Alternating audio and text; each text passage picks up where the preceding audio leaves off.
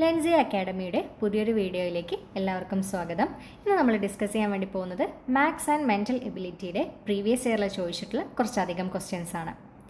അപ്പോൾ നമുക്ക് ആദ്യം തന്നെ ഫസ്റ്റ് ക്വസ്റ്റ്യനിലേക്ക് പോവാം. ക്വസ്റ്റ്യനിൽ പറഞ്ഞിരിക്കുന്നത് കൂട്ടത്തിൽ കൂടാത്ത സംഖ്യ ഏതെന്ന് കണ്ടെത്താനാണ്. ഓക്കെ, ഇത് വരുന്നത് മെൻ്റൽ എബിലിറ്റിയുടേതാണ്. ആ പോർഷനിൽ ഒറ്റയാനെ കണ്ടെത്താനുള്ള ചോദ്യമാണ് ചോദിച്ചിരിക്കുന്നത്. ഇതിൽ സംഖ്യകളെക്കുറിച്ചാണെങ്കിൽ ഇനി ഇതേപോലെ ആൽഫബറ്റ്സിൽ വെച്ചിട്ടും അതുപോലെ വേർഡ്സിൽ വെച്ചിട്ടൊക്കെ ക്വസ്റ്റ്യൻസ് വരാറുണ്ട്. അതിൽ കൂട്ടത്തിൽ കൂടാത്ത ഏതാണെന്ന് കണ്ടെത്താൻ ചോദിക്കാറുണ്ട്. ഒറ്റയാനെ കണ്ടെത്താനാണ്. ഓക്കെ, അപ്പോൾ ഇതിൽ നമുക്ക് സംഖ്യകളെയാണ് തന്നിരിക്കുന്നത് അല്ലേ. സംഖ്യകൾ നോക്കിക്കേ, ഏതൊക്കെയാണ്? 253, 136, 352, 460, 324, 631, 244 എന്നിവയാണ് സംഖ്യകൾ തന്നിട്ടുള്ളത്. ഇനി ഓപ്ഷൻസ് നോക്കുക. ഇതിൽ കൂട്ടത്തിൽ കൂടാത്ത സംഖ്യ ഏതെന്ന് കണ്ടെത്തേണ്ടതാണ്. അപ്പോൾ നമുക്കിതെങ്ങനെയാണ് സോൾവ് ചെയ്യുന്നത് നോക്കാം. ഫസ്റ്റ് നമുക്ക് എന്ത് ചെയ്യാം? ഇതിൻ്റെ സംഖ്യനെ ഒറ്റ സംഖ്യയാക്കിയിട്ട് മാറ്റി എഴുതാം. അഥവാ ഒറ്റ അക്കങ്ങളാക്കി എഴുതുകയാണെങ്കിൽ 253 ഒറ്റ സംഖ്യയാക്കി എഴുതുമ്പോൾ എങ്ങനെ വരും? 2, 5, 3 എന്നീ സംഖ്യകൾ വരില്ലേ. ഇനി ഇതിൻ്റെ തുക ഒന്ന് കണ്ടെത്തി നോക്കിയാലോ. 2 + 5 + 3. ഇത് ചെയ്യുമ്പോൾ നമുക്ക് എത്രയാണ് കിട്ടുന്നത്? 10 കിട്ടുന്നത് അല്ലേ. 2 + 5 ചെയ്യുമ്പോൾ എത്രയാണ്? 7 വരും. 7 + 3 ചെയ്യുമ്പോൾ 10 കിട്ടും അല്ലേ. അപ്പോൾ നമുക്ക് എന്ത് ചെയ്യാം? ഇവിടെ 10 എന്ന് എഴുതാം. ഇനി ഇതേപോലെ നമുക്ക് 136നെയും ഒന്ന് ചെയ്തു നോക്കാം. ഓക്കെ, ആദ്യം ആ സംഖ്യനെ ഒറ്റ സംഖ്യയാക്കി എഴുതുന്നു. അഥവാ 1, 3, 6. അങ്ങനെയെങ്കിൽ അതിൻ്റെ തുക കണ്ടെത്തുമ്പോൾ 1 + 3 + 6. നോക്കിക്കേ, 1ഉം 3ഉം എത്രയാണ്? 4 ആണല്ലേ. 4ഉം 6ഉം എത്രയാണ്? 10. ഇനി ഇതേപോലെ നമുക്ക് എന്ത് ചെയ്യാം? 352ൻ്റെ കൂടെ ചെയ്ത് നോക്കാം. നോക്കിക്കേ, 352. ഈ സംഖ്യനെ ഒറ്റ സംഖ്യയാക്കി എഴുതുകയാണ്. 3 + 5 + 2. ഇതിൻ്റെ തുക എന്ന് പറയുന്നത് എത്രയാണ്? 3ഉം 5ഉം എത്രയാണ്? 8 വന്നു. 8ഉം 2ഉം 10. നോക്കിക്കേ, അപ്പോൾ ഈ 3 സംഖ്യകളുടെ നമ്മൾ നോക്കിയില്ലേ, അതിൻ്റെ തുക എന്ന് പറയുന്നത് എത്ര വന്നു? 10 വന്നു. ഓക്കെ, എന്ന് പറയുന്നത് വെച്ചാൽ എന്താണ്? അതിൻ്റെ ഒരു സംഖ്യനെ എന്ത് ചെയ്യുന്നു? ഓരോ അക്കങ്ങളാക്കി മാറ്റി എഴുതുന്നു. അതിൻ്റെ തുക എന്ന് പറയുന്നത് 10 കിട്ടിയിട്ടുണ്ട്. ഇനി നെക്സ്റ്റ് നമുക്ക് എന്ത് ചെയ്യാം? ഇതിൻ്റെ തന്നെ ബാക്കിയുള്ളതും കൂടെ ഒന്ന് ചെയ്തു നോക്കാം. ഇനി അടുത്തത് വരുന്നത് 460 ആണല്ലേ. ഈ 460നെ നമുക്ക് എന്ത് ചെയ്യാം? അക്കങ്ങളാക്കി എഴുതുമ്പോൾ അതിൻ്റെ തുക കണ്ടെത്താം. 4 + 6 എത്ര വരും? 10 വരും അല്ലേ. പ്ലസ് ഒരു 0 ഉണ്ട്. അപ്പോൾ നമുക്ക് അതിൻ്റെ തുകയും 10 കിട്ടിയിട്ടുണ്ട്. ഇനി അടുത്തത് നോക്കുക. 324ൻ്റെ തുക 10 കിട്ടുമോ? അക്കങ്ങളെ ഒന്നിച്ച് കൂട്ടുമ്പോൾ അത് കിട്ടില്ല അല്ലേ. നോക്കിക്കേ, 3 + 2 എന്ന് പറയുന്നത് എത്ര വന്നു? 5 വന്നു. പ്ലസ് 4ഉം കൂടെ ആഡ് ചെയ്യുന്ന സമയത്ത് നമുക്ക് 9 കിട്ടിയുള്ളൂ അല്ലേ. ഓക്കെ, അപ്പോൾ നമുക്ക് കിട്ടി. ഇതിൽ കൂട്ടത്തിൽ കൂടാത്ത സംഖ്യ 324 കിട്ടിയിട്ടുണ്ട്. ഓപ്ഷനിലുണ്ട് അല്ലേ. ഓപ്ഷൻ ബി 324 എന്നുണ്ട്. എങ്കിലും നമുക്ക് ബാക്കിയുള്ള 2 കൂടെ ചെയ്ത് നോക്കാം. ഓക്കെ, അപ്പോൾ അടുത്തത് ചെയ്യുകയാണെങ്കിൽ ഏതൊക്കെയാണ് അടുത്ത സംഖ്യകൾ വരുന്നത്? 631 ആണ് അല്ലേ. 631 എന്ന് പറയുമ്പോൾ എങ്ങനെ വരും നമുക്ക്? 6 + 3 എന്ന് പറയുന്നത് എത്രയാണ്? യെസ്, 9 വരും. 9 + 1 എന്ന് പറയുന്നത് 10 കിട്ടി അല്ലേ. ഓക്കെ, അപ്പോൾ ഇത് നമുക്ക് 10 കിട്ടിയിട്ടുണ്ട്. ഇനി അടുത്തത് നോക്കുക. 244 അക്കങ്ങളാക്കി എഴുതി അതിൻ്റെ തുക കണ്ടെത്തുമ്പോൾ നമുക്ക് എത്ര കിട്ടും? അതും 10 കിട്ടും. ഓക്കെ, അപ്പോൾ നമുക്ക് ഇതിൽ ഈസിയായി കണ്ടെത്താൻ കഴിഞ്ഞു അല്ലേ. കൂട്ടത്തിൽ കൂടാത്ത സംഖ്യ 324 കണ്ടെത്തിയിട്ടുണ്ട്. കാരണം എന്താണ്? അത് ഒറ്റ സംഖ്യകളാക്കിയിട്ട് അല്ലെങ്കിൽ അക്കങ്ങളാക്കിയിട്ട് കൂട്ടുമ്പോൾ നമുക്ക് എത്ര കിട്ടുന്നത്?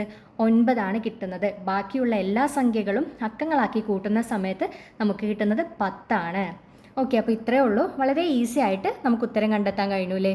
നോക്കിക്കേ, ഏതാണ് കറക്റ്റ് ഉത്തരം വരുന്നത്? ഓപ്ഷൻ ബി ആണ് കറക്റ്റായിട്ട് കിട്ടിയിരിക്കുന്നത്. ക്ലിയർ ആയെന്ന് കരുതുന്നു.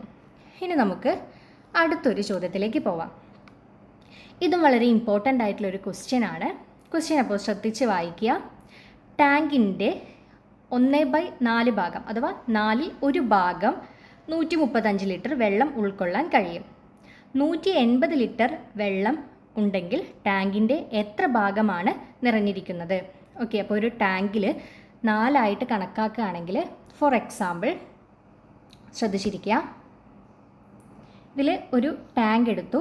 ആ ടാങ്കിൽ 1, 2, 3, 4 ഈ 4 ഭാഗങ്ങളാക്കിയിട്ട് ഒരു ടാങ്കിനെ മാറ്റുകയാണെങ്കിൽ അതിൽ 1/4 അഥവാ 4ൽ 1 ഭാഗത്ത് എത്ര ലിറ്റർ വെള്ളമുണ്ട്? 135 ലിറ്റർ വെള്ളമുണ്ട് എന്നാണ് ക്വസ്റ്റ്യനിൽ പറഞ്ഞിരിക്കുന്നത്. ഇനി 180 ലിറ്റർ വെള്ളം എന്ത് ചെയ്യണം? ടാങ്കിലേക്ക് നിറയ്ക്കണം. അങ്ങനെ നിറയ്ക്കുന്ന സമയത്ത് എത്ര ഭാഗമാണ് നിറഞ്ഞിരിക്കുന്നത് എന്നാണ് ചോദ്യം ചോദിച്ചിരിക്കുന്നത്. ക്വസ്റ്റ്യൻ വളരെ വ്യക്തമായി മനസ്സിലാക്കിയിട്ടുണ്ടെന്ന് ഞാൻ വിചാരിക്കുന്നു. ഇനി നമുക്ക് ഓപ്ഷൻസ് നോക്കാം. Option A 1/6, option B 1/3, option C 2/3 and option D 2/5. Clear ആയെന്ന് കരുതുന്നു. ഇനി നമുക്ക് ഇതെങ്ങനെയാണ് സോൾവ് ചെയ്യുന്നത് നോക്കാം.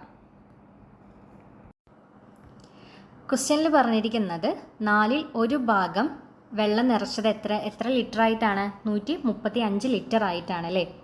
അങ്ങനെയെങ്കിൽ നമുക്ക് എന്ത് ചെയ്യാം? ഇതിൽ നിന്നും ടാങ്കിൻ്റെ പൂർണ്ണശേഷി അഥവാ ടോട്ടൽ കപ്പാസിറ്റി എത്ര വെള്ളമാണ് നിറയുന്നതെന്ന് നമുക്ക് നോക്കാം. നോക്കിക്കേ, ഇതിൽ പറഞ്ഞിരിക്കുന്നത് 4ൽ 1 ഭാഗമാണ് 135 എന്നല്ലേ? അങ്ങനെയെങ്കിൽ 4 ഭാഗവും നിറഞ്ഞാലാണ് ഫുൾ കപ്പാസിറ്റി അല്ലെങ്കിൽ പൂർണ്ണശേഷി ആവുന്നത് അല്ലേ? അങ്ങനെയെങ്കിൽ എന്താ ചെയ്യുക? അതിനെ 135 ഒരു ഭാഗം എന്ന് പറയുന്നത്. അങ്ങനെയെങ്കിൽ 135 × 4 ചെയ്യുമ്പോഴാണ് ടാങ്ക് മുഴുവനായിട്ട് നിറയുന്നത് അല്ലേ? അപ്പോൾ 135 × 4 ചെയ്യുമ്പോൾ നമുക്ക് എത്ര കിട്ടി? 540 ലിറ്റർ. അഥവാ ഈ ടാങ്കിൻ്റെ മുഴുവൻ വെള്ളം നിറയുന്നത് എത്രയാണ്? 540 ലിറ്റർ വെള്ളം ഉണ്ടെങ്കിൽ മാത്രമാണ് ഈ ടാങ്ക് എന്ത് ചെയ്യുന്നത്? മുഴുവനായിട്ട് നിറയുന്നതെന്ന് മനസ്സിലായി. ഇത്രയും ക്ലിയർ ആയെന്ന് വിചാരിക്കുന്നു. ഇനി അടുത്തത് കാണേണ്ടത് ക്വസ്റ്റ്യനിൽ എന്താ പറഞ്ഞിരിക്കുന്നത്? 180 ലിറ്റർ വെള്ളമുണ്ടെങ്കിൽ ടാങ്കിൻ്റെ എത്ര ഭാഗമാണ് നിറഞ്ഞിരിക്കുന്നത് എന്നാണ് ചോദിച്ചിരിക്കുന്നത്. ഓക്കെ, അത് കാണാൻ വളരെ ഈസി ആയിട്ട് നമുക്ക് കാണാൻ കഴിയും. നോക്കിക്കേ, ടാങ്കിൻ്റെ എത്ര ഭാഗമാണ് നിറഞ്ഞിരിക്കുന്നത്? 180 ആണല്ലേ? 180 ആണ് നിറഞ്ഞിരിക്കുന്നത്. എത്ര ഭാഗം എന്ന് കണ്ടെത്താൻ നമ്മൾ മുഴുവൻ ഫുൾ കപ്പാസിറ്റി അല്ലേ അത് കണ്ടെത്തിയിട്ടുണ്ട്. പൂർണ്ണശേഷി എന്ന് പറയുന്നത് 540 ലിറ്റർ ആണെന്ന് ഇവിടെ കണ്ടെത്തിയിട്ടുണ്ട്. അതുകൊണ്ട് ഹരിക്കാം. 180 / 540 ചെയ്യുന്നു. അത് കണ്ടെത്താൻ ഈസിയാണത്. നോക്കിക്കേ, 0 നമുക്ക് ക്യാൻസൽ ചെയ്യാം. നോക്കാം, ഇനി അടുത്ത വഴി എന്താണ്? 18 54 ആണ് അല്ലേ? ഇതെന്ന് പറയുന്നത് എന്തിൻ്റെ മൾട്ടിപ്ലിക്കേഷനാണ്? യെസ്, 9 മൾട്ടിപ്ലിക്കേഷനാണ് അല്ലേ? 9 വെച്ച് പൂർണ്ണമായിട്ട് ഹരിക്കാൻ കഴിയുന്നൊരു സംഖ്യയാണ്. അപ്പോൾ അങ്ങനെയെങ്കിൽ 18ൽ 9 എത്ര തവണയുണ്ട്? 2 തവണയുണ്ട്. ഇനി നോക്കിക്കേ, 54ലാണെങ്കിൽ 9 എത്ര തവണയുണ്ട്? അത് 6 തവണയുമാണ്. ഓക്കെ, ക്ലിയർ ആയില്ലേ? ഇനി നമുക്ക് എന്ത് ചെയ്യാം? ഇതിനെ ഒന്നും കൂടെ ചെറുതാക്കാം അല്ലേ? ഓക്കെ, അപ്പോൾ ഇതിൻ്റെ പകുതി കണ്ടെത്താം. 2ൻ്റെ പകുതി 1 ആണ്, 6ൻ്റെ പകുതി 3 ആണ്. ഇനി നമുക്കിതിനെ ചെറുതാക്കാൻ കഴിയില്ല. അപ്പോൾ നമുക്ക് എന്താ പറയാം? ഒരു ടാങ്കിൽ 180 ലിറ്റർ വെള്ളം നിറയ്ക്കുകയാണെങ്കിൽ അത് എത്ര ഭാഗമാണ് നിറയുന്നത്? 1/3 അഥവാ 3ൽ 1 ഭാഗമാണ് നിറയുന്നതെന്ന് മനസ്സിലായിട്ടുണ്ട്. ക്ലിയർ ആയെന്ന് വിചാരിക്കുന്നു. ഇതെങ്ങനെ നമ്മൾ ആദ്യം ഒന്ന് സോൾവ് ചെയ്തെന്ന് ഒന്നും കൂടെ നമുക്ക് റിവൈസ് ചെയ്യാം. നോക്കിക്കേ, ഒരു ടാങ്കിൻ്റെ കപ്പാസിറ്റി എത്രയാണ്? അത് നമ്മൾ ഫുൾ കപ്പാസിറ്റി കണ്ടെത്തിയില്ലേ? 540 ആണെന്ന് കണ്ടെത്തി. അതെങ്ങനെയാണ് കണ്ടെത്തിയത്? 1/4 അഥവാ 4ൽ 1 ഭാഗം 135 ആണെന്ന് ക്വസ്റ്റ്യനിൽ തന്നിട്ടുണ്ട്. അങ്ങനെയെങ്കിൽ 4 ഭാഗം നിറയുമ്പോഴാണ് അല്ലേ ഫുൾ കപ്പാസിറ്റി ആവുന്നത്? അത് 135 × 4 ചെയ്യുന്ന സമയത്ത് 540 നമുക്ക് കിട്ടി. ഇനി എന്താ ചെയ്തത്? 180 ലിറ്റർ വെള്ളം നിറയണമെങ്കിൽ ടാങ്കിൻ്റെ എത്ര ഭാഗമാണ് നിറഞ്ഞിരിക്കുന്നതെന്നാണ് ചോദ്യം ചോദിച്ചിരിക്കുന്നത്. അത് കണക്കാക്കാൻ 180 / 540 ചെയ്തപ്പോൾ നമുക്ക് എത്ര കിട്ടിയത്? 1/3 ഭാഗമാണെന്ന് കിട്ടിയില്ലേ? ഓക്കെ, ക്ലിയർ ആയില്ലേ? വളരെ എളുപ്പത്തിൽ നമുക്ക് സോൾവ് ചെയ്യാൻ പറ്റുന്ന ഒരു ക്വസ്റ്റ്യൻ ആയിരുന്നു ഇത്. ഓക്കെ, അപ്പോൾ നമുക്ക് ഇതിൽ നിന്നും പറയാം ഏതാണ് കറക്റ്റ് ആയിട്ടുള്ള ഓപ്ഷൻ വരുന്നത്? ഓപ്ഷൻ ബി 1/3 ആണ് ഉത്തരം കിട്ടിയിരിക്കുന്നത്. ക്ലിയർ ആയില്ലേ? ഇനി നമുക്ക് അടുത്തൊരു ക്വസ്റ്റ്യനിലേക്ക് പോകാം. അടുത്തത് സമാന്തര ശ്രേണി അല്ലെങ്കിൽ അരിത്തമെറ്റിക് സീക്വൻസിൽ നിന്നുള്ള ഒരു ക്വസ്റ്റ്യനാണ്. ഇതൊരു ഇമ്പോർട്ടൻ്റ് ആയിട്ടുള്ള ഒരു ക്വസ്റ്റ്യൻ ആണ്. ഇതുപോലുള്ള കുറേ ടൈപ്പ് ഓഫ് ക്വസ്റ്റ്യൻ എക്സാമിന് ചോദിക്കാറുണ്ട്. അപ്പോൾ ഇത് ഒന്ന് ശ്രദ്ധിച്ചിരിക്കുക. ഇത് വളരെ എളുപ്പത്തിൽ നമുക്ക് കണ്ടെത്താൻ കഴിയും അല്ലേ?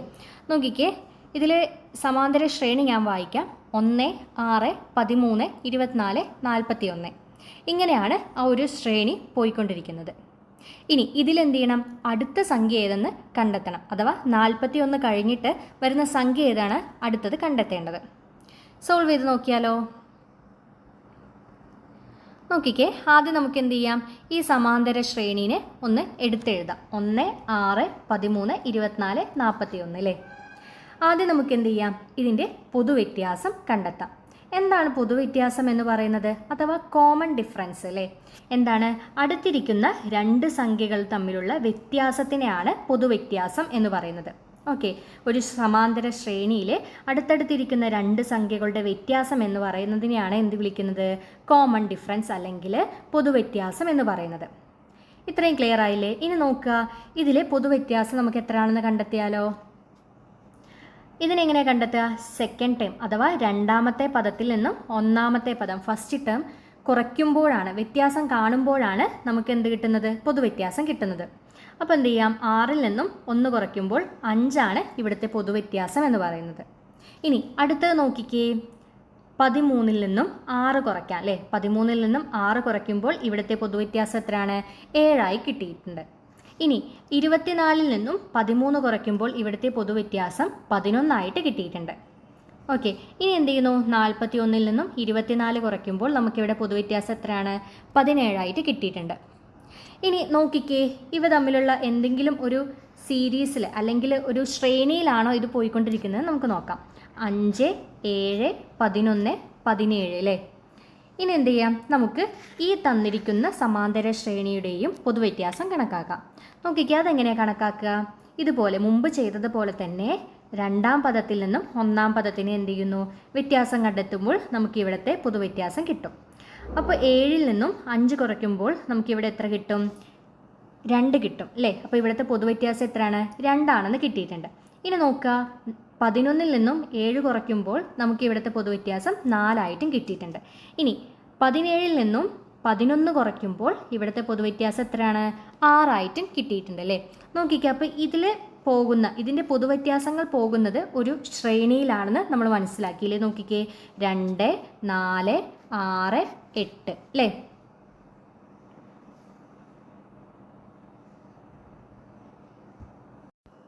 ആറാണ്. അപ്പോൾ നോക്കിക്കേ, ഇതെന്ന് പറയുന്നത് 2ൻ്റെ ഗുണനങ്ങളാണല്ലേ? 2, 4, 6.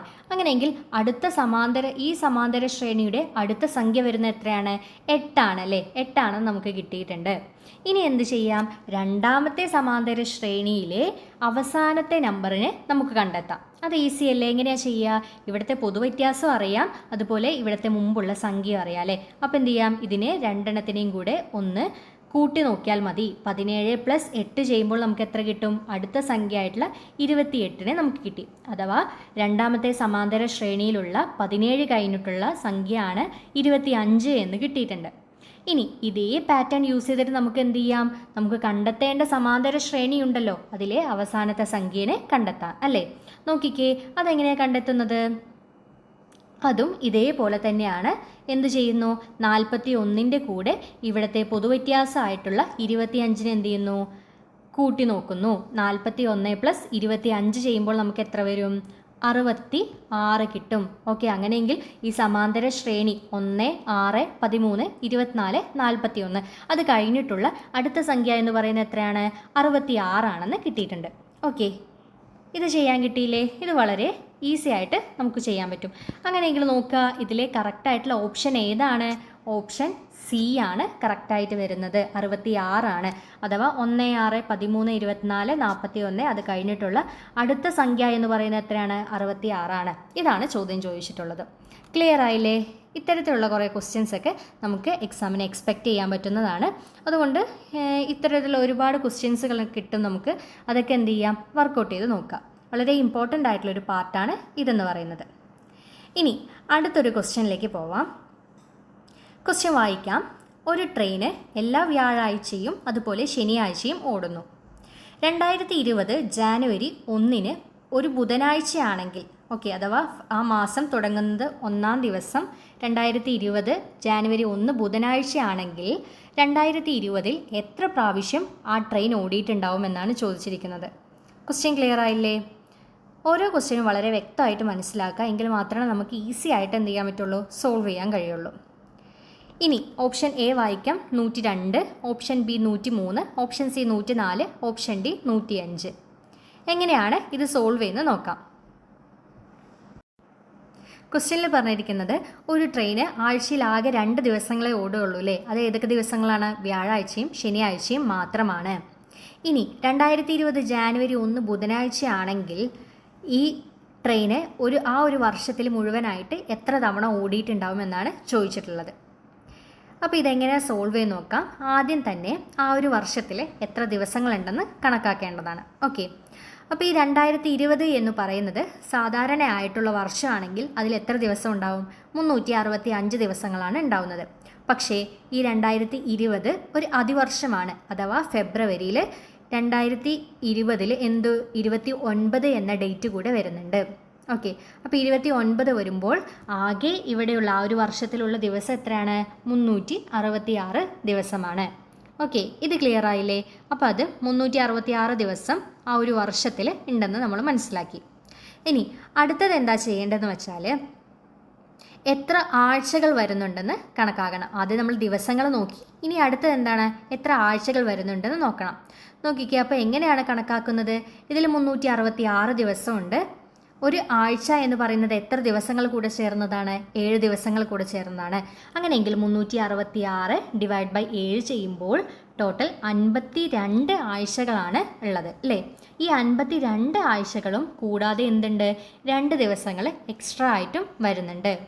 ഓക്കെ, അപ്പോൾ ബാക്കി വരുന്ന ദിവസങ്ങൾ എത്രയാണ്? ഒരു ആഴ്ച എന്ന് പറയുന്നത് 7 ദിവസമാണെങ്കിൽ 366നെ 7 കൊണ്ട് ഹരിക്കുമ്പോൾ 52 ആഴ്ചകളാണ്. അഥവാ തിങ്കളാഴ്ച എന്ന് പറയുന്നത് 52 തവണ വരും, ചൊവ്വാഴ്ച എന്ന് പറയുന്നത് 52 തവണ വരും. അങ്ങനെയാണ് ഇതിൻ്റെ കണക്ക് വരുന്നത്. ക്ലിയർ ആയെന്ന് വിചാരിക്കുന്നു. അപ്പോൾ ബാക്കി വരുന്ന ദിവസങ്ങൾ, അഥവാ ഇവിടെ എന്ത് ചെയ്യുന്നു? 52 ആഴ്ചകളും പ്ലസ് ഒരു 2 ദിവസവും എക്സ്ട്രാ ആയിട്ട് വരുന്നുണ്ട് അല്ലേ?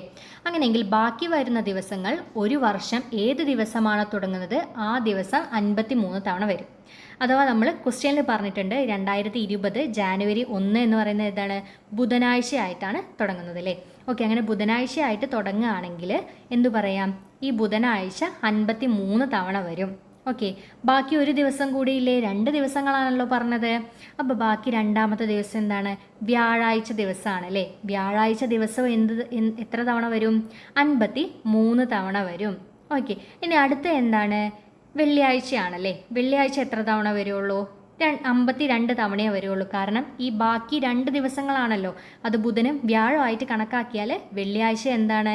52 ആഴ്ചകളാണ് വരുന്നത്. ഓക്കെ, ക്ലിയർ ആയില്ലേ?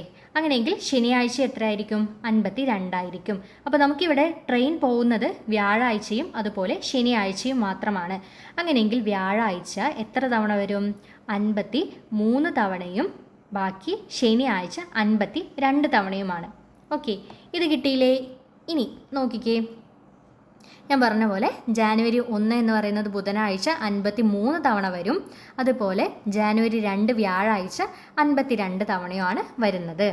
ഇനി ആകെ ട്രെയിൻ ഓടുന്നത് വ്യാഴാഴ്ചയും ശനിയാഴ്ചയുമാണ്.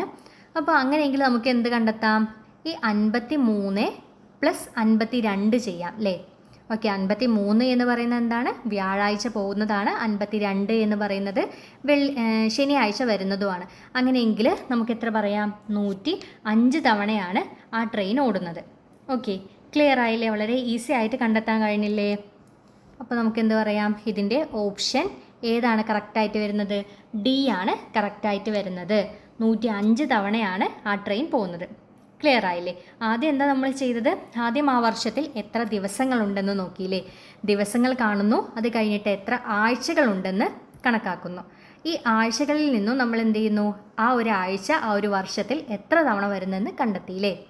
അത് കഴിഞ്ഞിട്ട് എന്ത് ചെയ്യുന്നു? അതിൻ്റെ ആ ഓടിയ ദിവസങ്ങൾ, ആ ട്രെയിൻ ഓടിയ ദിവസങ്ങൾ വ്യാഴാഴ്ചയും ശനിയാഴ്ചയും മാത്രമാണ്. അത് എത്ര ആഴ്ചകളാണോ വരുന്നത് ആ ആഴ്ചകൾ തമ്മിൽ കൂട്ടുന്നു. അപ്പോൾ നമുക്ക് എത്ര കിട്ടി? 105 കിട്ടി. ഓക്കെ, അപ്പോൾ ഉത്തരം കിട്ടി. ഓപ്ഷൻ ഡി ആണ്. 105 തവണയാണ് 2020 ആ ട്രെയിന് വ്യാഴാഴ്ചയും ശനിയാഴ്ചയും മാത്രമായിട്ട് ഓടിയിട്ടുള്ളതെന്ന് മനസ്സിലായി. ക്ലിയർ ആയില്ലേ? ഇനി അടുത്തൊരു ക്വസ്റ്റ്യൻ നോക്കാം.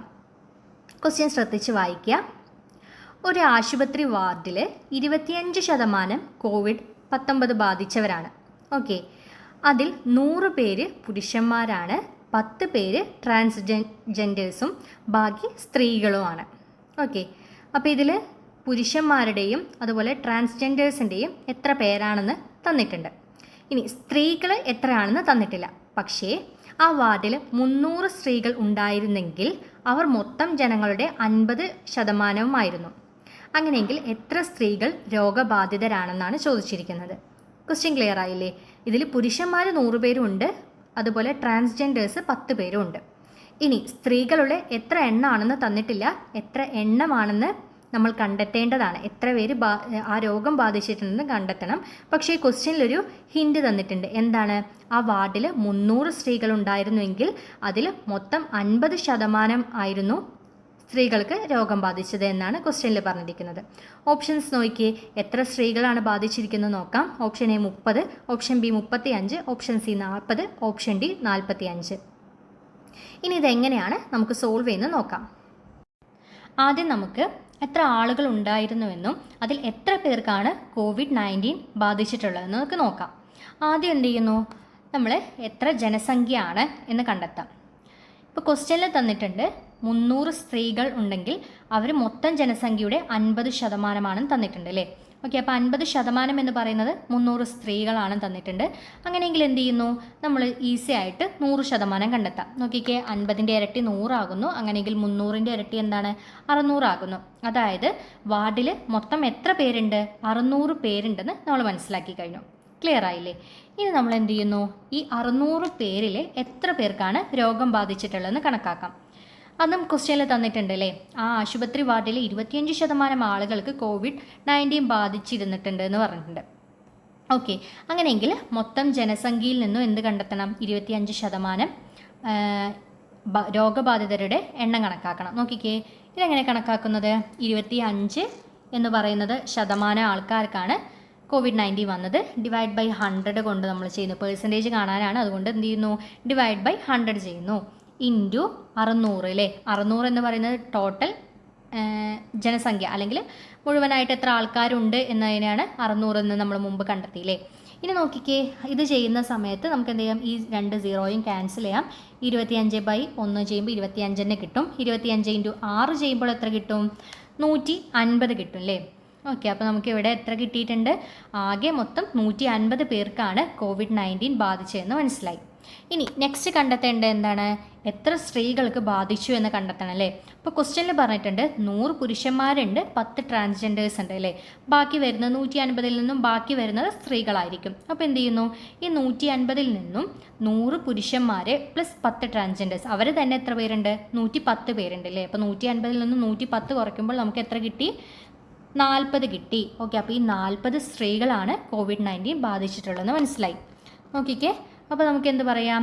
കറക്റ്റായിട്ടുള്ള ഓപ്ഷനിൽ വരുന്ന ഉത്തരം ഏതാണ്? ഓപ്ഷൻ സി ആണ് അല്ലേ? നോക്കിക്കേ, ഓപ്ഷൻ സി ആണ് നമ്മുടെ ഉത്തരം. അഥവാ 40 പേർക്കാണ് സ്ത്രീകൾക്ക് COVID-19 ബാധിച്ചിട്ടുള്ളതെന്ന് മനസ്സിലായി. ക്ലിയർ ആയെന്ന് വിചാരിക്കുന്നു. ഇനി എന്ത് ചെയ്യാം? നമുക്ക് അടുത്തൊരു ക്വസ്റ്റ്യനിലേക്ക് പോവാം. ഈ ക്വസ്റ്റ്യനിൽ എക്സിൻ്റെ മൂല്യം കണക്കാക്കാൻ വേണ്ടിയിട്ടുള്ളൊരു ക്വസ്റ്റ്യനാണ്. ഓക്കെ, അപ്പോൾ ക്വസ്റ്റ്യന് ഒന്ന് ശ്രദ്ധിക്കുക. എന്താണ്? 7x + 2 അല്ലേ?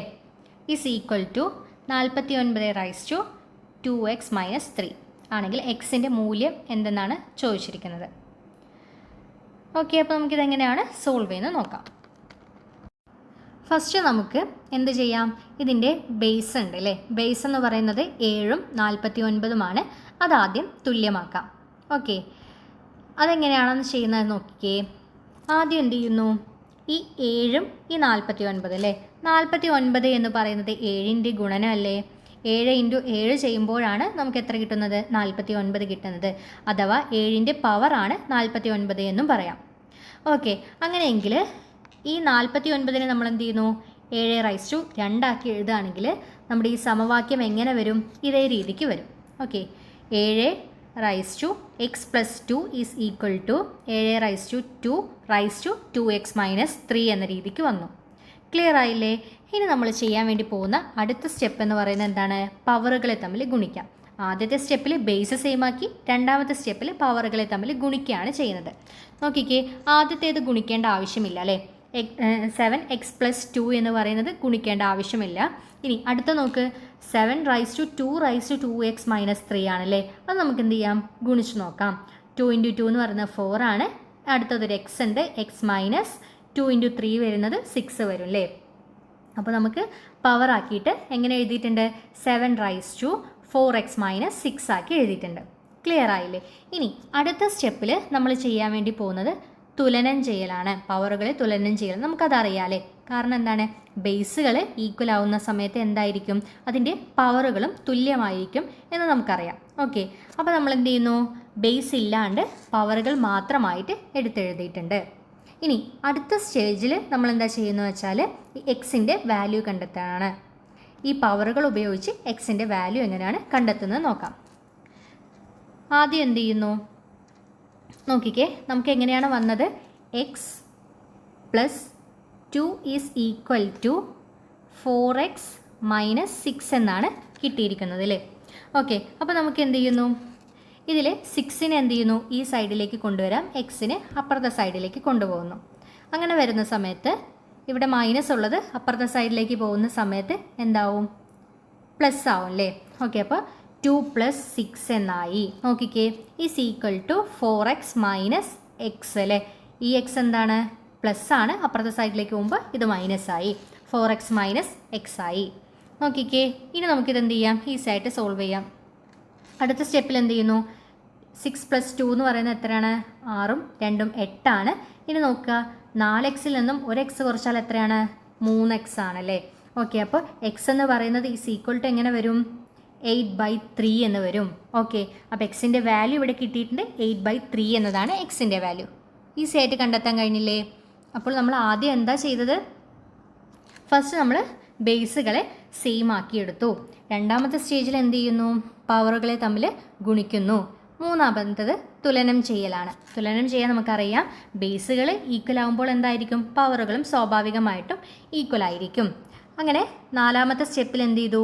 എക്സിനെ കണ്ടെത്തിയും കഴിഞ്ഞു. എക്സ് ഈസ് ഈക്വൽ ടു എത്ര വന്നു? 8/3 വന്നു.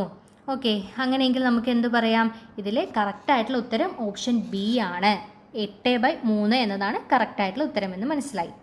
ക്ലിയർ ആയില്ലേ? ഇനി അടുത്തൊരു ക്വസ്റ്റ്യനിലേക്ക് പോവാം. ക്വസ്റ്റ്യൻ വായിക്കാം, ശ്രദ്ധിച്ചിരിക്കുക. കുറച്ച് ട്രിക്കി ആയിട്ടുള്ളൊരു ക്വസ്റ്റ്യൻ ആണ്. ശ്രദ്ധിച്ചിരുന്നാലാണ് നമുക്ക് എളുപ്പത്തിൽ സോൾവ് ചെയ്യാൻ കഴിയുള്ളൂ. ക്വസ്റ്റ്യൻ വായിക്കുകയാണ്. രാജു 20 ദിവസം കൊണ്ടും റാണി 15 ദിവസം കൊണ്ടും സാഹിൽ 12 ദിവസം കൊണ്ടും ഒരു ജോലി പൂർത്തിയാക്കും. അവർ 3 പേരും ചേർന്ന് 2 ദിവസം ജോലി ചെയ്തു. ശേഷം ബാക്കി ജോലി രാജു മാത്രം തുടരുകയാണെങ്കിൽ രാജുവിന് എത്ര ദിവസം അധികം വേണ്ടിവരും ആ ഒരു ജോലി പൂർത്തിയാക്കാൻ എന്നാണ് ചോദിച്ചിരിക്കുന്നത്. ഓക്കെ, ക്വസ്റ്റ്യൻ ക്ലിയർ ആയില്ലേ? ഇനി നമുക്കിതെങ്ങനെയാണ് സോൾവ് ചെയ്യുന്നത് നോക്കാം. ഫസ്റ്റ് നമുക്ക് ഓരോരുത്തരും ഫസ്റ്റ് ഓഫ് ഓൾ നമുക്ക് ഇവരെല്ലാവരും കൂടെ ചേർന്നിട്ട് മൊത്തം എത്ര യൂണിറ്റ് ജോലിയാണ് ചെയ്യുന്നത് എന്ന് നോക്കാം. നോക്കിക്കേ, രാജു 20 ദിവസം കൊണ്ടും റാണി 15 ദിവസം കൊണ്ടും സാഹിൽ 12 ദിവസം കൊണ്ടാണ് ഒരു ജോലി പൂർത്തിയാക്കുന്നത്. അതിനായി എത്ര യൂണിറ്റ് ജോലിയാണ് അവർ ചെയ്യുന്നത് എന്ന് കണക്കാക്കാൻ വേണ്ടിയിട്ട് എന്ത് ചെയ്യുന്നു? അവയുടെ ലസാഗു കണക്കാക്കുന്നു. എന്താണ് ലസാഗു എന്ന് പറഞ്ഞാൽ? ലീസ്റ്റ് കോമൺ മൾട്ടിപ്ലർ അല്ലേ, അതിനെയാണ് ലസാഗു എന്ന് പറയുന്നത്. എന്തെന്ന് വെച്ചാൽ ഈ 3 സംഖ്യകൾ തന്നിട്ടുണ്ടല്ലോ, അത് 3 പൊതുവായി പോകുന്ന ഏറ്റവും ചെറിയ സംഖ്യനെയാണ് ലസാഗു എന്നുകൊണ്ട് ഉദ്ദേശിക്കുന്നത്. അപ്പോൾ ഇതിൽ ലസാഗു എങ്ങനെ കണക്കാക്കുക എന്ന് നോക്കിയാലോ? നോക്കിക്കേ, ആദ്യം രാജുവിൻ്റെ 20 ദിവസം കൊണ്ടാണ് ഒരു ജോലി പൂർത്തിയാക്കുന്നത്. അപ്പോൾ നമുക്ക് എന്ത് ചെയ്യാം? 20ൻ്റെ മൾട്ടിപ്ലിക്കേഷൻ ടേബിൾ ഒന്ന് എഴുതി നോക്കാം. 20, 40, ഇനി അടുത്തത് 60, പിന്നീട് 80 വരും. ഇനി നോക്കിക്കേ, റാണി 15 ദിവസം കൊണ്ടാണ് തീർക്കുന്നത് അല്ലേ. ഇനി 15ൻ്റെ മൾട്ടിപ്ലിക്കേഷൻ ഒന്ന് എടുത്ത് നോക്കിയാലോ? 15, ഇനി അടുത്തത് 30 വരും, പിന്നീട് 45, 60, പിന്നെ എത്ര വരും? 75. ക്ലിയർ ആയില്ലേ? ഇനി നോക്കുക, സാഹിൽ 12 ദിവസം കൊണ്ടാണ് ജോലി ചെയ്ത് തീർക്കുന്നത് അല്ലേ.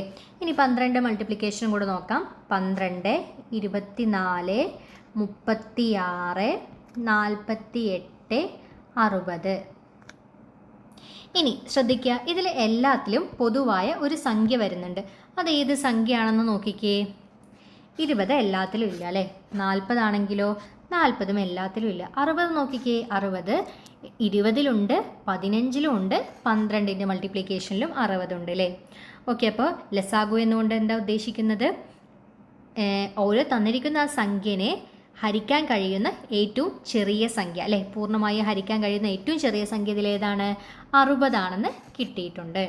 ഓക്കെ, ക്ലിയർ ആയില്ലേ? അപ്പോൾ ഇവിടുത്തെ ലസാഗു എത്രയാണ്? 60, അഥവാ 60 യൂണിറ്റാണ് ഇവർ 3 പേരും കൂടെ ചേർന്നിട്ട് ചെയ്യുന്ന ജോലി എന്ന് പറയുന്നത്. ക്ലിയർ ആയില്ലേ? ഇനി നെക്സ്റ്റ് നമ്മൾ ചെയ്യുന്നത് ഒരു ദിവസം ഓരോരുത്തരും എത്ര യൂണിറ്റ് വീതം ജോലി ചെയ്യുമെന്നാണ്. ടോട്ടൽ 60 ജോലിയാണെന്ന്, 60 യൂണിറ്റ് ജോലി ഉണ്ടെന്ന് തന്നിട്ടുണ്ട്. അതിൽ രാജു, റാണി, സാഹിൽ ഇവർ 3 പേരും ഓരോരുത്തരും എത്ര ജോലിയാണെന്ന് ചെയ്തു തീർക്കുന്നതെന്ന് കണ്ടെത്താം. നോക്കിക്കേ, രാജു 60 യൂണിറ്റ് മൊത്തത്തിൽ 20 ദിവസം കൊണ്ടാണ് തീർക്കുന്നത് അല്ലേ. അപ്പോൾ 60 ഡിവൈഡ് ബൈ 20 ചെയ്യുമ്പോൾ ഒരു ദിവസം രാജു ചെയ്യുന്നത് 3 യൂണിറ്റ് ആണ്. ഓക്കെ, ഇനി റാണി ആണെങ്കിലോ 60 ഡിവൈഡഡ് ബൈ 15 ചെയ്യുമ്പോൾ നമുക്ക് എത്ര കിട്ടി?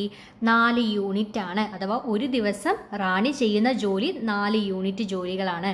ഓക്കെ, സാഹിലിൻ്റെ ആണെങ്കിലോ അത് 60 ബൈ 12 ചെയ്യുന്നു. സാഹിൽ 5 യൂണിറ്റ് ആണ് ഒരു ദിവസം പണിയെടുക്കുന്നത്. ക്ലിയർ ആയില്ലേ?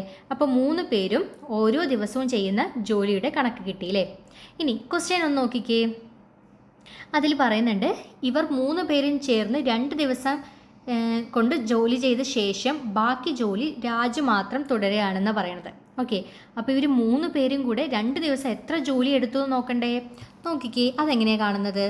ആദ്യം നമുക്ക് എന്ത് ചെയ്യാം? ഇവരുടെ ഓരോ ദിവസം ചെയ്യുന്ന പണി ഉണ്ടല്ലേ, ഒരു ദിവസം ചെയ്യുന്നത് രാജു 3 യൂണിറ്റ്, റാണി 4 യൂണിറ്റ്, സാഹിൽ 5 യൂണിറ്റുമാണ് അല്ലേ. അപ്പോൾ ഇതെല്ലാം കൂടെ ആഡ് ചെയ്യുമ്പോൾ നമുക്ക് ഒരു ദിവസം ഇവർ 3 പേര് എത്ര യൂണിറ്റ് ജോലി ചെയ്തെന്ന് കണക്കാക്കാം. ഓക്കെ, അപ്പോൾ 3 + 4 + 5 ചെയ്യുന്നു. അപ്പോൾ എത്ര യൂണിറ്റ് കിട്ടി? 12 യൂണിറ്റാണ് ഇവർ ഒരു ദിവസം ചെയ്യുന്നത്. ഇനി 2 ദിവസം ചെയ്യുന്നത് എത്രയാണെന്ന് കണക്കാക്കണം അല്ലേ. അത് ഈസി അല്ലേ. 12ൻ്റെ കൂടെ 2 കൊണ്ട് മൾട്ടിപ്ലിക്കേഷൻ നടത്തുമ്പോൾ നമുക്ക് എത്ര കിട്ടുന്നു? 24 യൂണിറ്റ് കിട്ടുന്നു. ഓക്കെ, അപ്പോൾ ഇവർ 3 പേരും കൂടെ ചേർന്ന് 2 ദിവസം എത്ര യൂണിറ്റാണ് പണിയെടുക്കുന്നത്? 24 യൂണിറ്റാണ് പണിയെടുക്കുന്നത്.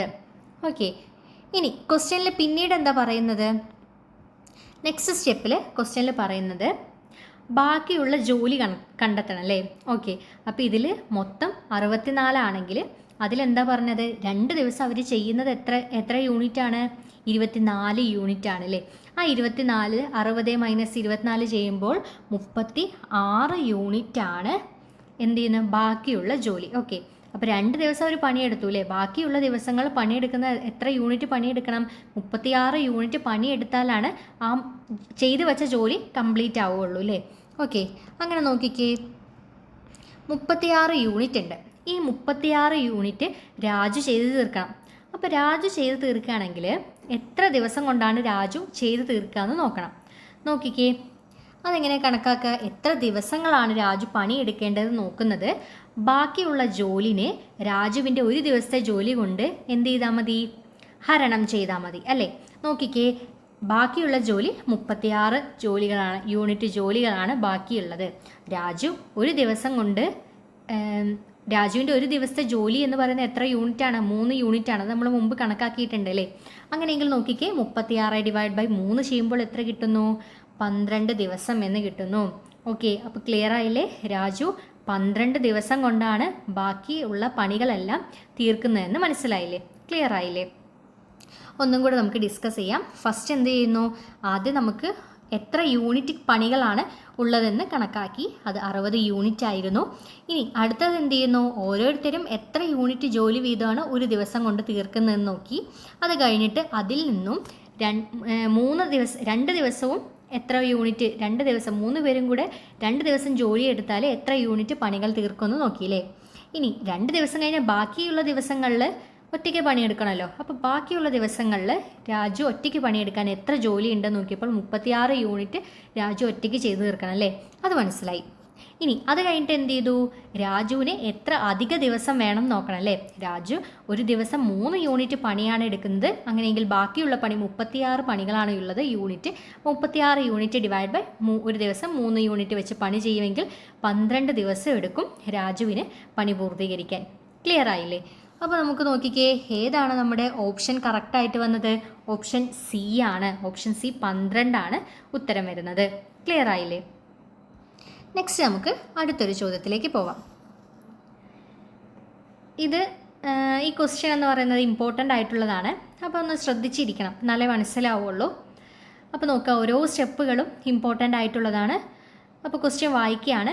എയും ബിയും നിക്ഷേപിച്ച അനുപാതം 5:10 അഥവാ 5:10 ഒരു ബിസിനസ് തുടങ്ങി. അതിൽ സിയും കൂടെ കൂട്ടായ്മയിൽ പിന്നീട് വരികയും 20,000 രൂപ നിക്ഷേപിക്കുകയും ചെയ്തു. അതേസമയം എയും ബിയും 2,000 വീതം നിക്ഷേപിച്ചു. അപ്പോൾ എ ബി സിയുടെ നിക്ഷേപ അനുപാതം 10:15:25 അങ്ങനെയെങ്കിൽ എ ആദ്യം നിക്ഷേപിച്ചത് എത്ര എന്നാണ് ചോദിച്ചത്. ക്വസ്റ്റ്യൻ ക്ലിയർ ആയോ?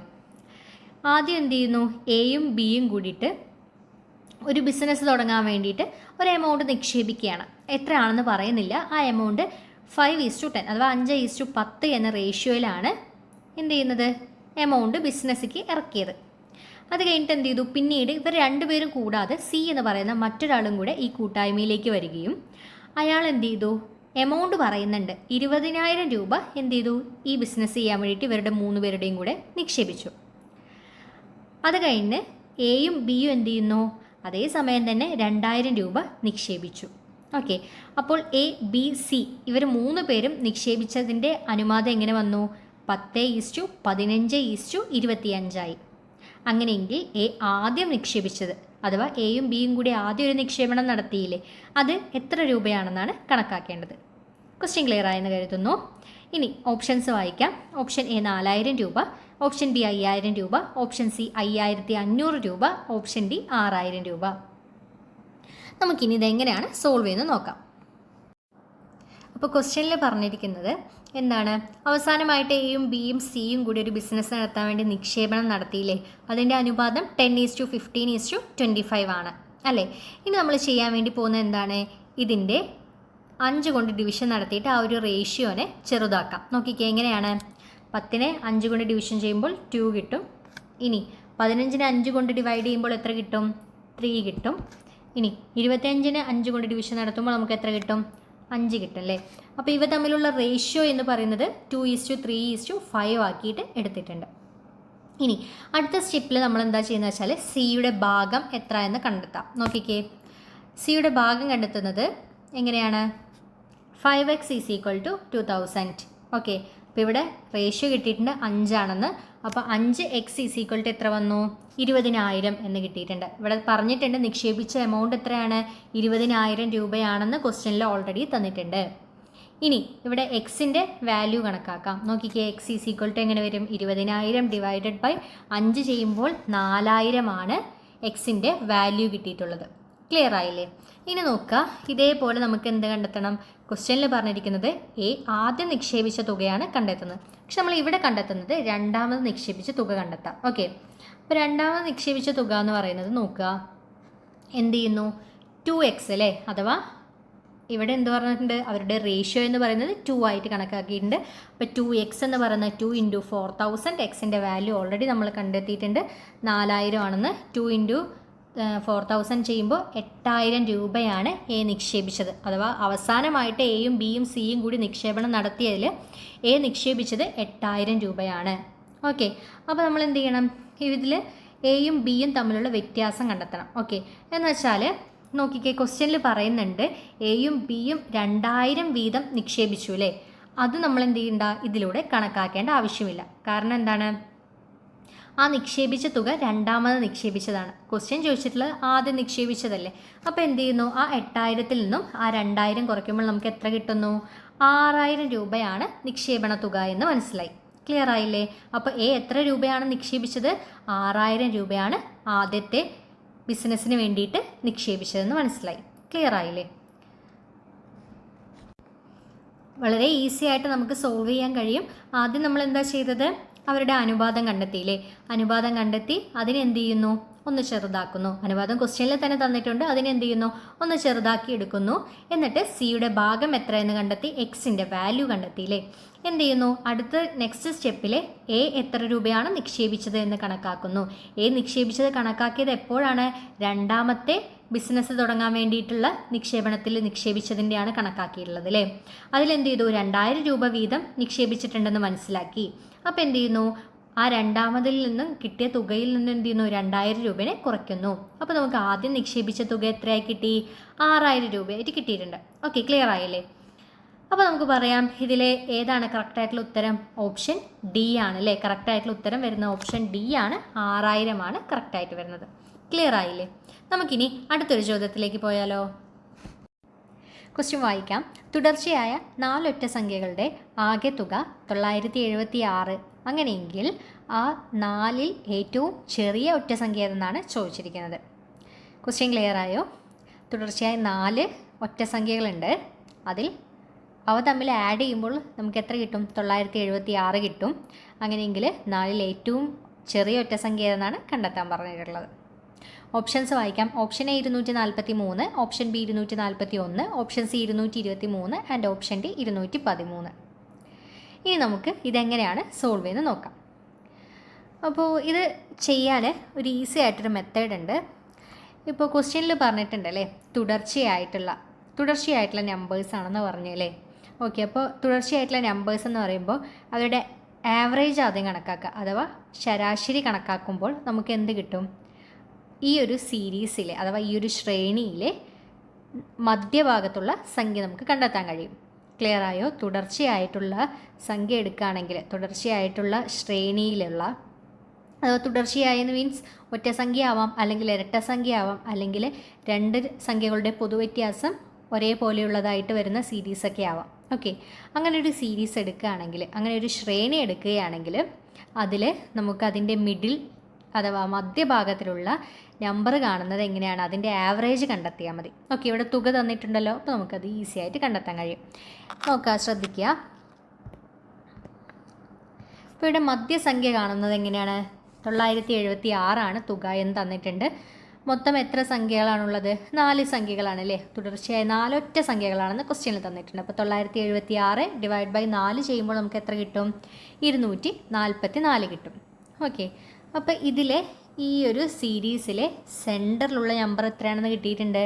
244 ആണെന്ന് കിട്ടിയിട്ടുണ്ട്. പക്ഷേ 244 എന്താണ്? ഒരു ഇരട്ട സംഖ്യ ആണല്ലേ. ഓക്കെ, അപ്പോൾ നമുക്ക് എന്ത് ചെയ്യാം? അതിനെ ഒറ്റ സംഖ്യ ആക്കിയിട്ട് അതിനെ മുൻപത്തെ നമ്പർ എന്ത് വരും? 244 മുമ്പുള്ള നമ്പർ ഒറ്റ സംഖ്യ ആക്കി എഴുതണേ. അങ്ങനെയെങ്കിൽ എത്ര വരുന്നത്? 243 വരും. ഓക്കെ, അത് കഴിഞ്ഞ് അതിന് തൊട്ട് മുൻപുള്ള നമ്പർ എത്ര ആയിരിക്കും? 241 ഒറ്റ സംഖ്യ ആയിരിക്കണം. അപ്പോൾ നമുക്ക് കിട്ടിയില്ലേ? ഈ ഒരു സമാന്തര ശ്രേണിയിലെ എന്താണ് ഏറ്റവും ചെറിയ സംഖ്യ? 241 ആണെന്ന് കിട്ടി. ഇനി ഇതുപോലെ നമുക്ക് എന്ത് ചെയ്യാം? അടുത്തതും പൂരിപ്പിക്കാം. 244 കഴിഞ്ഞാലുള്ള ഒറ്റ സംഖ്യ ഏതാണ്? 245 വരും. അത് കഴിഞ്ഞുള്ള അടുത്ത സംഖ്യ എന്ന് പറയുന്നത് എത്ര വരും? 247 വരും. ഓക്കെ, ക്ലിയർ ആയില്ലേ?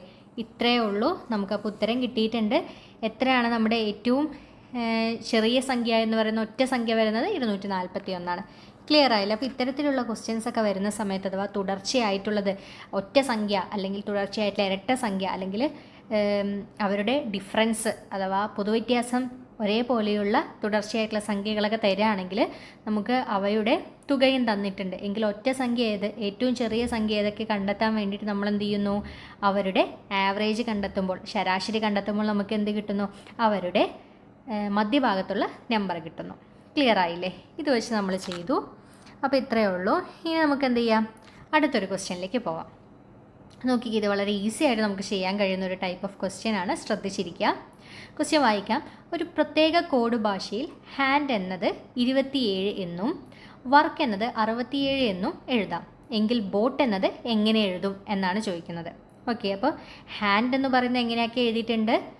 27 ആക്കി എഴുതിയിട്ടുണ്ട്. ഓക്കെ, വർക്ക് എന്നത് 67 ആക്കിയിട്ടുണ്ട്. അങ്ങനെയെങ്കിൽ ബോട്ട് എന്നത് എങ്ങനെ എഴുതാം എന്നാണ് ചോദിച്ചിരിക്കുന്ന ചോദ്യം. അപ്പോൾ ഇതെങ്ങനെയാണ് സോൾവ് ചെയ്യുന്നത് നോക്കാം. നോക്കിക്കേ, ഇതൊരു ആൽഫബറ്റിക് സീരീസിൽ ഒരു ടൈപ്പ് ഓഫ് ക്വസ്റ്റ്യൻ ആണ്. ഹാൻഡ് എന്നത് ഇവർ എഴുതിയിട്ടുള്ള എങ്ങനെയാണ്? 27 ആക്കിയിട്ടാണ് എഴുതിയിട്ടുള്ളത് അല്ലേ. ഓക്കെ, അതെങ്ങനെയാണ് കിട്ടിയതെന്ന് നമുക്കൊന്ന് പരിശോധിച്ച് നോക്കാം. ആദ്യം നോക്കുക, എച്ച് എന്ന് പറയുന്നത് ആൽഫബറ്റ് നമ്പറിൽ എത്രാമത്തെയാണ്? 8ാമത്തെ നമ്പറാണല്ലേ.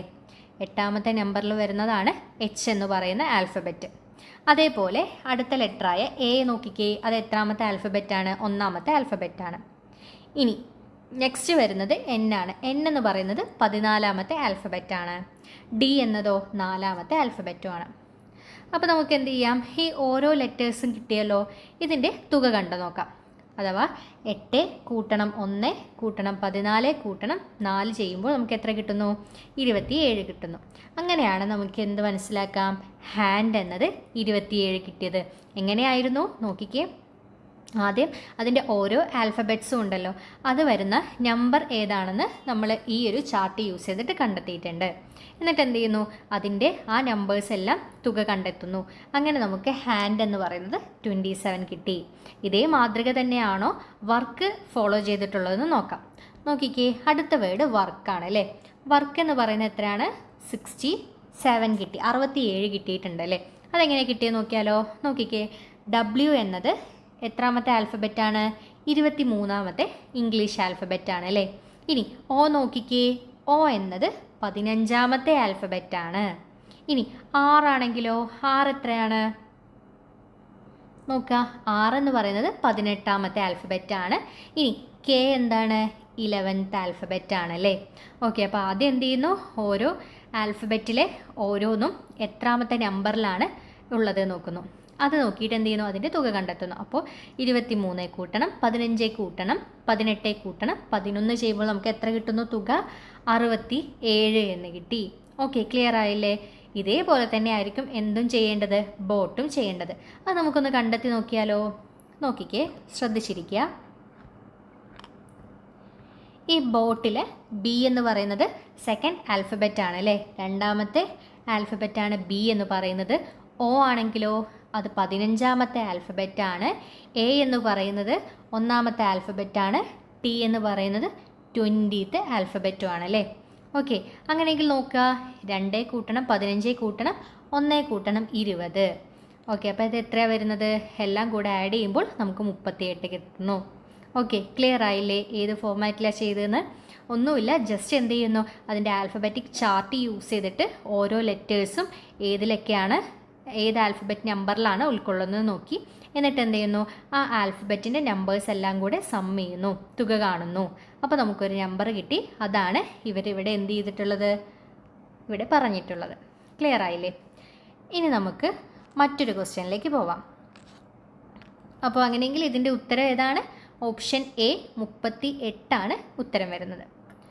ഓക്കെ, ഇനി ഇപ്പോൾ അടുത്ത ക്വസ്റ്റ്യനിലേക്ക് പോവാം. ക്വസ്റ്റ്യൻ വായിക്കാം. ഒരു ക്ലാസ്സിലെ പെൺകുട്ടികൾ ഒറ്റ വരിയിൽ നിൽക്കുന്നു. ഒരു പെൺകുട്ടി 2 അറ്റത്തു നിന്നും 17ാം സ്ഥാനത്താണ്.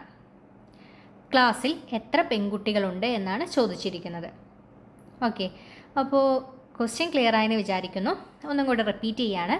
ഒരു ക്ലാസ്സിൽ പെൺകുട്ടികൾ ഒരു വരിയിൽ നിൽക്കുകയാണ്. ഓക്കെ, അപ്പോൾ ഒരു പെൺകുട്ടി നിർത്തിയിരിക്കുന്നത് 2 അറ്റത്തു നിന്ന് എണ്ണുന്ന സമയത്ത് അവൾക്ക് 17ാമത്തെ സ്ഥാനമാണ് കിട്ടുന്നത്.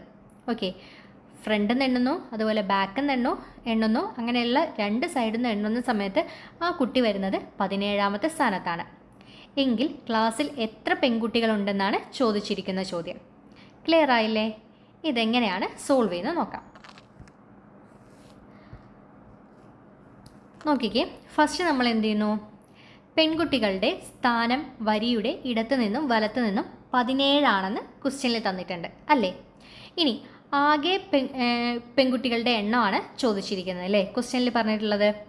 അപ്പോൾ നോക്കുക, നമ്മൾ എന്താ ചെയ്യേണ്ടതെന്ന് വെച്ചാൽ എന്ത് ചെയ്യുന്നു, നോർമലി ആ കുട്ടിനെ ഫ്രണ്ടിൽ നിന്ന് എണ്ണുന്നു, ബാക്കിൽ നിന്ന് എണ്ണുന്നു, മുകളിൽ നിന്ന് എണ്ണുന്നു, സൈഡിൽ നിന്ന് എണ്ണുന്നു എന്നൊക്കെ പറഞ്ഞിട്ടുള്ള ക്വസ്റ്റ്യൻസ് വരാറുണ്ട് അല്ലേ.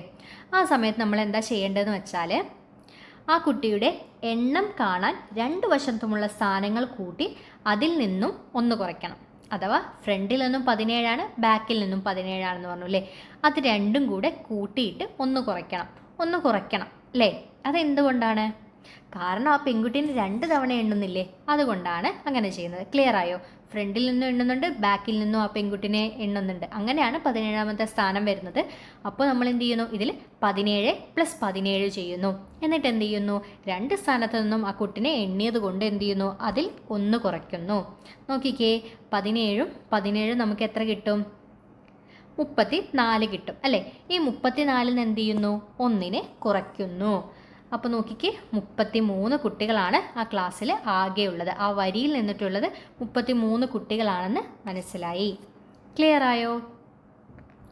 നോക്കിക്കേ, നോർമലി നമ്മൾ എന്ത് ചെയ്യുന്നു, ഫ്രണ്ടിൽ നിന്ന്, ബാക്കിൽ നിന്ന്, മുകളിൽ നിന്ന് അങ്ങനെയുള്ള എണ്ണുന്ന ചോദ്യങ്ങളൊക്കെ വന്നു എന്ന് വെച്ചാൽ എന്ത് ചെയ്യുന്നു, ആ കുട്ടീനെ 2 തവണ ഉൾക്കൊള്ളിട്ടുണ്ട് അല്ലേ. അതുകൊണ്ട് എന്ത് ചെയ്യുന്നു, 2 സൈഡിൽ നിന്നും എണ്ണിയതിനെ 2 സൈഡിൽ നിന്നും ആഡ് ചെയ്യുന്നു, എന്നിട്ട് എന്ത് ചെയ്യുന്നു, 1 തവണ കുറയ്ക്കുന്നു, -1 ചെയ്യുന്നു. ക്ലിയർ ആയില്ലേ?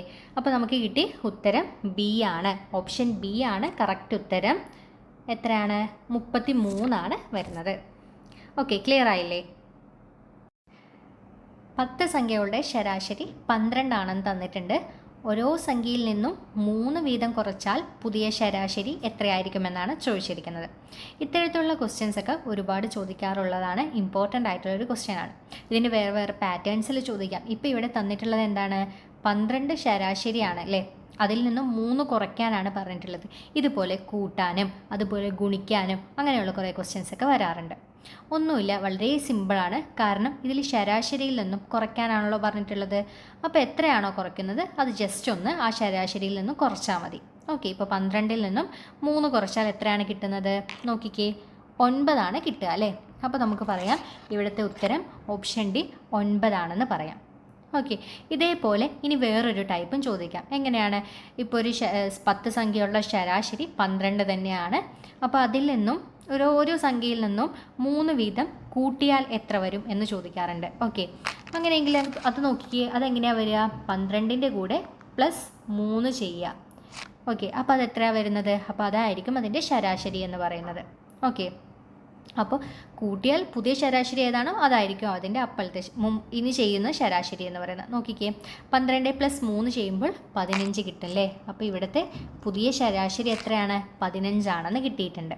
ഇനി ഇതേപോലെ തന്നെ എന്തും ചോദിക്കാറുണ്ട്, മൾട്ടിപ്ലിക്കേഷൻ വെച്ചിട്ടും അല്ലെങ്കിൽ ഗുണനം വെച്ചിട്ടും ചോദിക്കാറുണ്ട്. എങ്ങനെയാണ്? 12ൻ്റെ കൂടെ എന്ത് ചെയ്യുന്നു, ഓരോ സംഖ്യയുടെ 10 സംഖ്യയുള്ള ശരാശരി 12 തന്നിട്ടുണ്ട്. അതിൽ ഓരോ സംഖ്യേൻ്റെ കൂടെ എന്ത് ചെയ്യുന്നു, 5 കൊണ്ട് ഗുണനം ചെയ്യുന്നു എന്ന് വിചാരിക്കുക. 5 കൊണ്ട് ഗുണനം ചെയ്യുമ്പോൾ നമുക്ക് എത്ര കിട്ടുന്നത്? 12 × 5 ചെയ്യുമ്പോൾ 60 കിട്ടും. ഓക്കെ, അപ്പോൾ പഴയ ശരാശരി 12. ആ 12ൻ്റെ കൂടെ എന്ത് ചെയ്യുന്നു, 5 കൊണ്ട് ഗുണിക്കുന്നു. അപ്പോൾ നമുക്ക് പുതിയ ശരാശരി കിട്ടിയ എത്രയാണ്? 60 കിട്ടിയിട്ടുണ്ട്. ഓക്കെ, ഇതേപോലെ തന്നെയാണ് മുമ്പും ചെയ്ത് നോക്കിക്കേ. കൂട്ടാൻ പറഞ്ഞപ്പോൾ നമ്മൾ എന്ത് ചെയ്തു, ആ ശരാശരിയുടെ കൂടെ എത്രയാണോ കൂട്ടാൻ പറഞ്ഞത് അത് കൂട്ടി പുതിയ ശരാശരി കിട്ടി. ഓക്കെ, ഇനി കുറയ്ക്കാനാണെങ്കിലും ഇതേപോലെ തന്നെയാണ്. എന്ത് ചെയ്യുന്നു, 12 മൈനസ് ക്വസ്റ്റ്യനിൽ പറഞ്ഞിരിക്കുന്നത് 3 3 ചെയ്യുമ്പോൾ എത്ര കിട്ടും? 9 കിട്ടി. അപ്പോൾ നമുക്കിവിടെ പുതിയ ശരാശരി എത്രയായിട്ടാണ് കിട്ടിയിരിക്കുന്നത്? 9 കിട്ടിയിരിക്കുന്നത്. ഈ കൺസെപ്റ്റ് മനസ്സിലാക്കി വയ്ക്കുക. എന്തായിരുന്നു? ഒരു കൂട്ടം സംഖ്യകളിലെ ഓരോ സംഖ്യയിൽ നിന്നും ഒരേ സംഖ്യ കുറയ്ക്കുകയാണെങ്കിൽ അവയുടെ ശരാശരിയിൽ നിന്നും അതേ സംഖ്യ തന്നെ കുറയും. ഓക്കെ, ഇനി കൂട്ടുകയാണെങ്കിൽ എന്ത് ചെയ്യുന്നു, അതേ സംഖ്യ തന്നെ കൂടുകയും ചെയ്യുന്നു. ഗുണനമാണെങ്കിലും അതേപോലെ എന്ത് ചെയ്യുന്നു, അതേ സംഖ്യ ഗുണിച്ചിട്ട് എത്രയാണെന്ന് വെച്ചാൽ അത് എഴുതുക. ക്ലിയർ ആയില്ലേ? അപ്പോൾ ഇതിൽ പഴയ ശരാശരി എത്രയായിരുന്നു? 12 അല്ലേ. ആ 12ൻ്റെ കൂടെ 3 കുറയ്ക്കേണ്ടത്. 12ൻ്റെ കൂടെ 3 കുറയ്ക്കുമ്പോൾ 9 കിട്ടി. ഓക്കെ, ഈ ടൈപ്പുള്ള ക്വസ്റ്റ്യൻസൊക്കെ ഇമ്പോർട്ടൻ്റ് ആയിട്ടുള്ളതാണ്. അപ്പോൾ ജസ്റ്റ് ക്വസ്റ്റ്യൻ കണ്ടാൽ ആരും പേടിക്കൊന്നും വേണ്ട, ഈസി ആയിട്ട് നമുക്ക് എന്ത് ചെയ്യാൻ പറ്റും, ആൻസർ കണ്ടെത്താൻ പറ്റുന്ന ഒരു ടൈപ്പ് ഓഫ് ക്വസ്റ്റ്യനാണ് ഇതെന്ന് പറയുന്നത്. ക്ലിയർ ആയെന്ന് വിചാരിക്കണോ? നമുക്കിനി അടുത്തൊരു ക്വസ്റ്റ്യനിലേക്ക് പോവാം. ഒരു മാസത്തിലെ 6-ാം ദിവസം വ്യാഴാഴ്ചയേക്കാൾ 2 ദിവസം മുമ്പാണെങ്കിൽ മാസത്തിലെ 18-ാമത്തെ ദിവസം ഏത് ദിവസമായിരിക്കുമെന്നാണ് ചോദിച്ചിരിക്കുന്നത്. ക്വസ്റ്റ്യൻ ശ്രദ്ധിച്ച് മനസ്സിലാക്കുക, കുറച്ച് ട്രിക്കി ആയിട്ടുള്ളതാണ്. ഒരു മാസത്തിലെ 6-ാമത്തെ ദിവസം അഥവാ മാസത്തിലെ 6-ാം തീയതി എന്ന് പറയുന്നത് വ്യാഴാഴ്ചയേക്കാൾ 2 ദിവസം മുമ്പാണ്. ഓക്കെ, 2 ദിവസം മുന്നേ എന്ന് പറയുന്നത് വ്യാഴാഴ്ചയേക്കാൾ എന്ന് പറയുമ്പോൾ ഏതായിരിക്കും? ചൊവ്വ ദിവസമായിരിക്കും 6-ാം ദിവസം അഥവാ മാസത്തിലെ 6-ാം തീയതി ചൊവ്വാഴ്ചയാണെന്ന് മനസ്സിലാക്കി. ഇനി 6-ാം ദിവസം കിട്ടിയിട്ടുണ്ട് അല്ലേ, ചൊവ്വാഴ്ചയാണെന്ന് കിട്ടി. ഇനി 18-ാമത്തെ ദിവസം ഏത് ദിവസമായിരിക്കുമെന്നാണ് ചോദിച്ചിരിക്കുന്നത്. എന്ത് ചെയ്യുന്നു, അങ്ങനെയെങ്കിൽ നമുക്ക് അടുത്ത ചൊവ്വാഴ്ച ഏത് ദിവസമാണ് വരുന്നത് എന്ന് നോക്കാം. 6-ാം തീയതി ചൊവ്വാഴ്ചയാവുമ്പോൾ പിന്നീട് ഒരു 7 ദിവസം കഴിഞ്ഞിട്ടായിരിക്കും അല്ലേ അടുത്ത ചൊവ്വാഴ്ച വരുന്നത്. അപ്പോൾ എന്ത് ചെയ്യുന്നു, 6ൻ്റെ കൂടെ 7ഉം കൂടെ ആഡ് ചെയ്യുന്നു. അപ്പോൾ എത്ര വരുന്നത്? 6ഉം 7ഉം കൂടെ കൂട്ടുമ്പോൾ 13 കിട്ടുന്നു. ഓക്കെ, അപ്പോൾ അടുത്ത ചൊവ്വാഴ്ച വരുന്നത് 13-ാം തീയതിയാണ്. ഓക്കെ, മനസ്സിലായില്ലേ? ക്ലിയർ ആയില്ലേ? ആദ്യം എന്ത് ചെയ്യുന്നു, മാസത്തിലെ 6-ാം ദിവസം വ്യാഴാഴ്ചയേക്കാൾ 2 ദിവസം മുന്നേ ആണെന്ന് പറഞ്ഞിട്ടുണ്ട്. അതെങ്ങനെയാണ് കണ്ടെത്തിയത്? ജസ്റ്റ് വ്യാഴാഴ്ചനെ 2 ദിവസം മുന്നേ എടുത്തപ്പോൾ ചൊവ്വാഴ്ചയാണെന്ന് കിട്ടി. അപ്പോൾ 6-ാം തീയതി നമുക്ക് ചൊവ്വാഴ്ചയാണെന്ന് കിട്ടിയിട്ടുണ്ട്. ഇനി ക്വസ്റ്റ്യനിൽ പറഞ്ഞിരിക്കുന്നത് 18ാമത്തെ ദിവസം ഏത് ദിവസമായിരിക്കും എന്നാണ് പറഞ്ഞിരിക്കുന്നത്. അപ്പോൾ എന്ത് ചെയ്യുന്നു, അടുത്ത ചൊവ്വാഴ്ച വരുന്ന ദിവസം ഏതാണെന്ന് കണ്ടെത്തി. എന്ത് ചെയ്യുന്നു, 6ൻ്റെ കൂടെ 7 കൂടെ കൂട്ടിയപ്പോൾ 13 കിട്ടി. ക്ലിയർ ആയില്ലേ ഇതുവരെ? ഇനി എന്ത് ചെയ്യണം, 18ാമത്തെ ദിവസം കണ്ടെത്തണം അല്ലേ. നോക്കിക്കേ, അതിന് നമ്മൾ എന്താ ചെയ്യുന്നത് വെച്ചാൽ, ഈ 13ൻ്റെ കൂടെ എത്ര കൂട്ടിയാലാണ് 18 കിട്ടുന്നത്? 5 ദിവസം കൂട്ടണം അല്ലേ. അപ്പോൾ എന്ത് ചെയ്യുന്നു, 13ാം തീയതിയേക്കാൾ 5 ദിവസം കൂടുതലായിരിക്കും 18ാം തീയതിക്ക് അല്ലേ. നോക്കിക്കേ, അങ്ങനെയെങ്കിൽ ചൊവ്വയുടെ കൂടെ 5 ദിവസം കൂട്ടുന്നു. ചൊവ്വ, ബുധൻ, വ്യാഴം, വെള്ളി, ശനി, ഞായർ അല്ലേ. 5ാമത്തെ ദിവസം എന്താ വരുന്നത്? ഞായറാഴ്ചയാണ്. ഓക്കെ, അപ്പോൾ നമുക്ക് ഉത്തരം കിട്ടിയില്ലേ? 18ാം തീയതി എന്താണ്, ഞായറാഴ്ചയാണെന്ന് ഉത്തരം കിട്ടിയിട്ടുണ്ട്. ഓക്കെ, ഇതുപോലെ കലണ്ടർ റിലേറ്റ് ചെയ്തിട്ടുള്ള ഒരുപാട് ക്വസ്റ്റ്യൻസ് ചോദിക്കാറുണ്ട്. അപ്പോൾ ഒന്നുമില്ല, ജസ്റ്റ് ആ ഒരു കൺസെപ്റ്റ്, ക്വസ്റ്റ്യനിലുള്ള എന്താണ് ഉദ്ദേശിച്ചതെന്ന് മനസ്സിലാക്കിയിട്ടെങ്കിൽ നമുക്ക് എന്ത് ചെയ്യാൻ പറ്റും, ഈസി ആയിട്ട് സോൾവ് ചെയ്യാൻ പറ്റും. ക്ലിയർ ആയില്ലേ ഇതെങ്ങനെയാണ് സോൾവ് ചെയ്തതെന്ന്?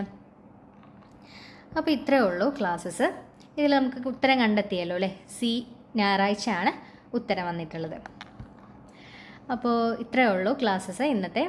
അപ്പോൾ എല്ലാവർക്കും ക്ലാസ് കേട്ട് മനസ്സിലായി കാണുമെന്ന് വിചാരിക്കുന്നു. അപ്പോൾ ഇനി അടുത്ത വീഡിയോയിൽ കാണാം. അതുവരേക്കും താങ്ക് യു.